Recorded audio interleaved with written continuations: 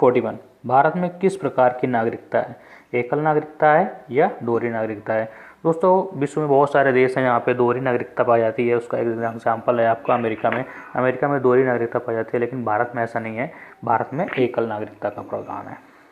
Next question, संविधान का कौन सा भाग नागरिकता से संबंधित है? तो जो संविधान का, मैंने कल भी बताया था आपको कि आप स्टार्टिंग के 5 से 6, संविधान में कुल 22 भाग हैं, तो 5 से 6 भाग आप लोग याद कर लेना। तो संविधान का जो भाग 2 है वो नागरिकता से संबंधित है। भाग 1 संग्रह था उसका राज्य क्षेत्र, दूसरा आपका नागरिकता, तीसरा मौलिक अधिकार, चौथा निर्देशक तत्व। एटलीस्ट ये 4 तो याद ही कर लो आप लोग। ओके, नेक्स्ट क्वेश्चन, भारत के किस राज्य में दोहरी नागरिकता का प्रावधान है? तो कभी मैंने क्वेश्चन नंबर 41 में बताया था कि भारत में एकल नागरिकता का प्रावधान है, लेकिन दोस्तों एक राज्य हमारे देश में ऐसा भी है जहाँ पे दोहरी नागरिकता का प्रावधान है, तो वो है जम्मू एंड कश्मीर। यहाँ पे भारत की नागरिकता, इन यहाँ के लोगों को भारत की नागरिकता तो मिलती है, साथ में जम्मू कश्मीर की भी नागरिकता मिलती है, क्योंकि हम जम्मू कश्मीर का संविधान अलग है। भारत का भी संविधान है, उसका अनुच्छेद 370 के साथ भारत से जुड़ा हुआ है, कुछ प्रावधान उस पर लागू होते हैं, रक्षा, विदेश और संचार से रिलेटेड मामले, उसके अलावा उसका खुद का भी संविधान है। नेक्स्ट क्वेश्चन, भारतीय संघ में किसी राज्य को मिलाने का अधिकार किसका है? जैसे कि हम भारत कोई राज्य एक्वायर करता है, कोई जीत लेता है मतलब, या किसी राज्य को मिलाना है, जैसे पिछले साल वो जो इनक्लेव्स की बात चली थी, आपके बांग्लादेश से कुछ हिस्सा भारत ने उसको दिया था, कुछ लिया था, इस तरीके का अगर कुछ करना है तो वो कौन कर सकता है? राष्ट्रपति या संसद या प्रधानमंत्री या मुख्य न्यायाधीश। तो इस प्रकार का अधिकार जो है संसद को है, वही कानून बना के ऐसा कर सकती है, क्योंकि उसको अनुच्छेद 2 में इस तरीके की पावर दी गई है संविधान में। नेक्स्ट क्वेश्चन, क्वेश्चन नंबर 45, मौलिक अधिकार कहाँ से लिए गए हैं? तो मैंने कल भी बताया था, आप लोग जो भी चीज़ें हैं 4 से 5 चीज़ें उनको याद कर लेना। अगर जिसको नहीं है सब बन पा रहा है तो मैं उसको बता दूंगा अलग से। अगर किसी को ज़रूरत है कि कौन कौन सी इंपॉर्टेंट चीज़ें जो याद करनी है तो आप कमेंट सेक्शन में ज़रूर बताएं, तो मैं आपको बता दूंगा, उसका अलग से वीडियो बना दूंगा। लेकिन एटलीस्ट आप याद कर लो कई चीज़ें हैं जो कहाँ से ली गई हमारे संविधान में। तो जो मौलिक अधिकार हैं वो हमारे कहाँ से लिए गए हैं? अमेरिका से। ये बहुत इंपॉर्टेंट क्वेश्चन है। नेक्स्ट क्वेश्चन, वर्तमान में संविधान में कुल कितने मौलिक अधिकार हैं? तो देखो क्वेश्चन पढ़ा करो हम लोग वर्तमान में, क्योंकि जब स्टार्टिंग में जब हमारा संविधान बना था उस समय टोटल जो है 7 मौलिक अधिकार थे, लेकिन अभी जो है वर्तमान में 6 मौलिक अधिकार हैं। ओके, तो कौन कौन से हैं? जिन लोगों को नहीं पता है वो लोग अपनी कॉन्स्टिट्यूशन की, अगर आपके पास कोई बुक है तो उससे रिफ़र कर लो, अदरवाइज इंटरनेट से आप लोग देख लो। नेक्स्ट क्वेश्चन, निम्नलिखित में कौन सा मौलिक अधिकार नहीं है? समानता का अधिकार, स्वतंत्रता का अधिकार, संपत्ति का अधिकार या शोषण के विरुद्ध अधिकार। तो अभी वर्तमान में संपत्ति का अधिकार जो है मौलिक अधिकार नहीं है। संविधान संशोधन 44वां संविधान संशोधन जो हुआ था उसके तहत संपत्ति के अधिकार को मौलिक अधिकार का दर्जा नहीं दिया गया है, पहले ये था। ओके, अभी ये एक मात्र कानूनी अधिकार है अनुच्छेद 300A के तहत। नेक्स्ट क्वेश्चन, क्वेश्चन नंबर 48, 44वां संविधान संशोधन किससे संबंधित है? अभी मैंने पहले बताया था और लास्ट वीडियो मैंने बताया था कि 42वां संविधान संशोधन, ये 2 संविधान संशोधन है, एटलीस्ट बिल्कुल मगअप होना चाहिए आपको, 42वां और 44वां। 42वां हमारा संबंधित है प्रस्तावना से और मूल कर्तव्यों से, तो 44वां हमारा संबंधित है मूल अधिकार से। इसी संविधान संशोधन के तहत 1978 में हुआ था, से संपत्ति के मूल अधिकार को मूल अधिकारों से हटा दिया गया था। नेक्स्ट क्वेश्चन, 44वां संविधान संशोधन अधिनियम कब पारित किया गया था? मैंने अभी बताया 42वां संविधान संशोधन 1976 में पारित हुआ था और 44वां पारित हुआ था 1978 में। कभी कभी क्वेश्चन ये भी आता है कि उस समय किसकी सरकार थी? तो 1976 में जब पारित हुआ था 42वां, उस समय सरकार थी इंदिरा गांधी की, और जब 1978 में जब पारित हुआ था 44वां तो उस समय सरकार थी मोरारजी देसाई जनता पार्टी की। नेक्स्ट क्वेश्चन, कांग्रेस के किस अधिवेशन में सबसे पहले मूल अधिकारों की मांग हुई थी? तो कांग्रेस ने आज़ादी के पहले ही जिस तरह से उसने एक संविधान सभा के गठन की मांग की थी, उसी तरह से मूल अधिकारों की भी मांग की थी उसने कराची अधिवेशन 1931 में। नेक्स्ट क्वेश्चन, केंद्र राज्य संबंध किस अनुसूची से संबंधित है?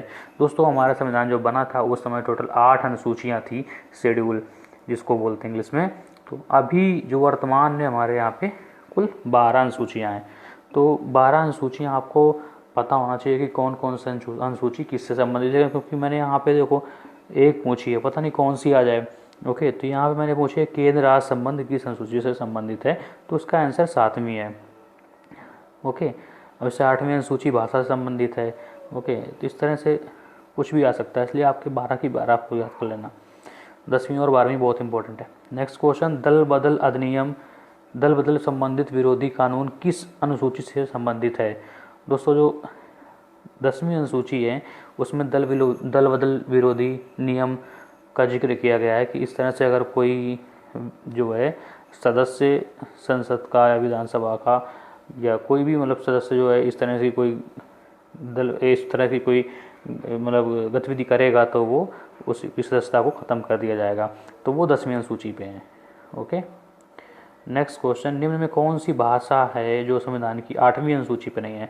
दोस्तों 8वीं अनुसूची में संविधान में भाषाएं दी गई हैं, कुल 22 भाषाएं हमारे संविधान में हैं 8वीं अनुसूची में।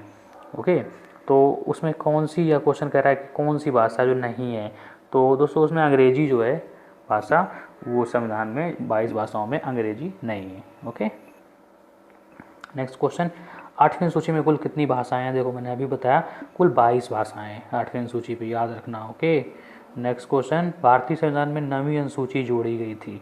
9वीं अनुसूची कब जोड़ी गई थी? तो भारत में 1951 में प्रथम संविधान संशोधन हुआ था, उसके तहत जो है 9वीं अनुसूची जोड़ी गई थी। नेक्स्ट क्वेश्चन, छुआछूत का निषेध किस अनुच्छेद के तहत किया गया है? तो ये एक तरह का मूल अधिकार है। ओके, और ये मूल अधिकार किसके तहत दिया गया है? इनमें से कोई आंसर है, आप लोग कमेंट में लिख के बताओ। ओके, क्योंकि इंपॉर्टेंट क्वेश्चन है। नेक्स्ट क्वेश्चन, भारतीय संविधान में मौलिक कर्तव्यों को सम्मिलित किया गया था। तो भारतीय संविधान में मैंने पहले कई बार बता चुका हूँ, क्योंकि इंपॉर्टेंट क्वेश्चन है इसलिए मैं इनको वीडियो में रिपीट भी करता रहता हूँ, बोलता भी रहता हूँ कि 42वें संविधान संशोधन के तहत जो है मौलिक कर्तव्यों को संविधान में जोड़ा गया था। और जो हमारी मौलिक कर्तव्य थे वो USSR मतलब उस समय का सोवियत संघ, अभी जिसको हम रूस बोलते हैं, वहाँ से लिए गए थे। नेक्स्ट क्वेश्चन, समान कार्य के लिए समान वेतन का जिक्र संविधान के किस भाग में है? तो राज्य के नीति निर्देशक तत्वों में हमारे जो संविधान कार्य के लिए समान आपको वेतन का जिक्र किया गया है। ओके, नेक्स्ट क्वेश्चन, मौलिक अधिकारों का संरक्षक कौन है? तो जो मौलिक अधिकार हमारे अनुच्छेद 12 से लेकर अनुच्छेद 35 तक संविधान में दिए गए हैं, तो उनका संरक्षक कौन है? तो एक अनुच्छेद 32 के तहत संवैधानिक उपचारों का अधिकार, जो कि खुद ही एक जो है मौलिक अधिकार है, उसके तहत तो लिखा हुआ है कि सुप्रीम कोर्ट रिट दायर कर सकता है मौलिक अधिकार को लागू कराने के लिए। तो उस प्रकार से देखा जाए तो जो उच्चतम न्यायालय भारत का, वो हमारे मौलिक अधिकारों का संरक्षक है। अगर किसी व्यक्ति के मौलिक अधिकारों का हनन हुआ है तो वो डायरेक्टली सुप्रीम कोर्ट जा सकता है। ओके, तो उसका जो आंसर होगा वो होगा डी। नेक्स्ट क्वेश्चन, भारत के संविधान में निम्नलिखित अनुच्छेदों में कौन से राज्य के नीति निर्देशक तत्वों से संबंधित हैं? तो अनुच्छेद 12 से 35 तो यहाँ पे मूल अधिकार है, अनुच्छेद 5 से 11 लेकर नागरिकता है, और अनुच्छेद 36 से लेकर 51 तक राज्य के नीति निर्देशक तत्व शामिल हैं। एक कमेंट आया था मेरे कमेंट बॉक्स पे, लिखा था, शायद वो इंग्लिश मीडियम के स्टूडेंट होंगे, तो उन्होंने पूछा था कि नीति निर्देशक तत्व, तो नीति निर्देशक तत्व को इंग्लिश में बोलते हैं directive principle of state policy. Okay, next question, मौलिक अधिकारों में कौन प्रतिबंध लगा सकता है?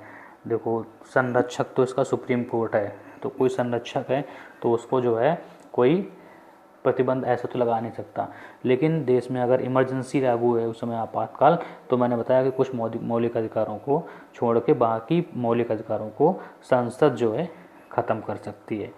ओके, नेक्स्ट क्वेश्चन, संपत्ति के अधिकार को मूल अधिकार से हटा के कहाँ रखा गया है? देखो मैंने पहले ही बता दिया, तो जो हमारा संपत्ति का अधिकार है पहले इनिशियली जो है मूल अधिकार था, तो अभी उसको जो है हटा कर अनुच्छेद 31 के तहत वो मूल अधिकार था, अभी क्या कर दिया गया, अनुच्छेद 300A ओके 300A के तहत उसको एक कानूनी अधिकार दिया गया है। नेक्स्ट जो है डॉक्टर भीमराव अम्बेडकर ने किसको संविधान की आत्मा कहा है? अगर क्वेश्चन ऐसे भी आ जाए संविधान का आत्मा किसको कहा जाता है, ओके, तो आपका प्रस्तावना जो है क्या है, संविधान की कुंजी है, आत्मा नहीं है। ओके, सुप्रीम कोर्ट ने प्रस्तावना को संविधान की कुंजी कहा है, लेकिन संविधान का आत्मा डॉक्टर भीमराव अम्बेडकर ने एक बार कहा था वहीं पे संविधान सभा में ही कि अनुच्छेद 32 जो है संविधान की आत्मा होगा। क्यों? क्योंकि जो भारत के जो संविधान के मूल अधिकार हैं उनको लागू कराने का पूरा श्रेय अनुच्छेद 32 को ही जाता है, क्योंकि अनुच्छेद 32 के हिसाब से ही सुप्रीम कोर्ट मूल अधिकारों का संरक्षक है और वो रिट दायर करके मूल अधिकारों को लागू करा सकता है। नेक्स्ट क्वेश्चन, किस अनुच्छेद के तहत सुप्रीम कोर्ट रिट दायर कर सकता है? देखो मैंने अभी बताया, तो अनुच्छेद 32 के तहत सुप्रीम कोर्ट रिट दायर कर सकता है, तो जो आपका आंसर होगा वो होगा सी, अनुच्छेद 32। नेक्स्ट क्वेश्चन, रिट दायर करने की शक्ति किस किस को है? तो क्या केवल सुप्रीम कोर्ट ही रिट दायर कर सकता है? हाँ, ये रिट क्या आ रहा है, अगर आपको कुछ ये डिटेल में थोड़ा हो जाएगा इसलिए मैं नहीं पढ़ा रहा हूँ, मुझे पढ़ाने में तो मज़ा आता है लेकिन मैं नहीं पढ़ा पा रहा हूँ। तो आपको अगर ये रिट क्या होती हैं तो आप एक बार गूगल पे देख लेना, या बुक आपकी कंसिडर में कौन कौन सी रिट होती हैं ये, अगर आप बहुत अच्छा होगा अगर आप मुझे कमेंट सेक्शन पे बताएंगे तो रिट दायर करने की शक्ति किस किस को है? तो रिट दायर हमारा उच्चतम न्यायालय करता है, जी हाँ। उच्च न्यायालय करता है, जी हाँ। तो ऊपर ए और बी दोनों को है, मतलब उच्च न्यायालय और उच्चतम न्यायालय दोनों कर सकते हैं रिट दायर। नेक्स्ट क्वेश्चन, संसद किससे मिलकर बनती है? मोस्ट इंपॉर्टेंट क्वेश्चन, कम से कम 100 बार आया होगा एग्जाम पे। संसद किससे मिलकर बनती है? तो लोग हमेशा लिख देते हैं राज्यसभा और लोकसभा, तो उसका आंसर ये नहीं होता दोस्तों।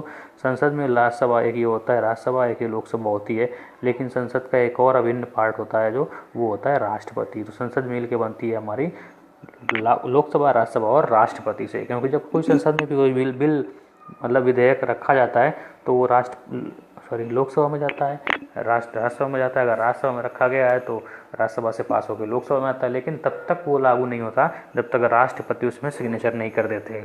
इसलिए राष्ट्रपति भी संसद का एक अहम हिस्सा है। तो हमारी जो इसका आंसर होगा वो होगा सी।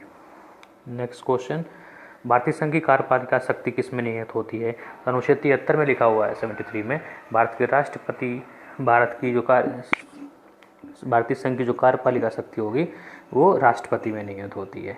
ओके, नेक्स्ट क्वेश्चन, कार्यपालिका का वास्तविक प्रधान कौन होता है? देखो दोस्तों, राष्ट्रपति अनुच्छेद 73 में तो लिखा हुआ है कि कार्यपालिका की शक्ति राष्ट्रपति में निहित है, लेकिन वास्तविक उसकी शक्तियों का प्रयोग जो है प्रधानमंत्री करता है। ओके, वास्तविक अगर आ जाता है तो। नेक्स्ट क्वेश्चन, देश का संवैधानिक प्रधान कौन होता है? तो देश का संवैधानिक प्रधान हमेशा आपका राष्ट्रपति होगा। ओके, नेक्स्ट क्वेश्चन, राष्ट्रपति का निर्वाचन किस प्रकार से होता है? तो राष्ट्रपति का निर्वाचन याद कर लेना आप लोग, बहुत बार एग्जाम में आता है। अप्रत्यक्ष रूप से होता है, प्रत्यक्ष रूप से नहीं होता। जैसे प्रधानमंत्री का जो चुनाव होता है वो प्रत्यक्ष रूप से होता है और संसद सदस्य चुना जाता है, लेकिन राष्ट्रपति का चुनाव इस प्रकार से नहीं होता है, वो तो अप्रत्यक्ष रूप से होता है और अनुपातिक प्रतिनिधित्व प्रणाली तथा एकल संक्रमणी मत प्रणाली के हिसाब से होता है।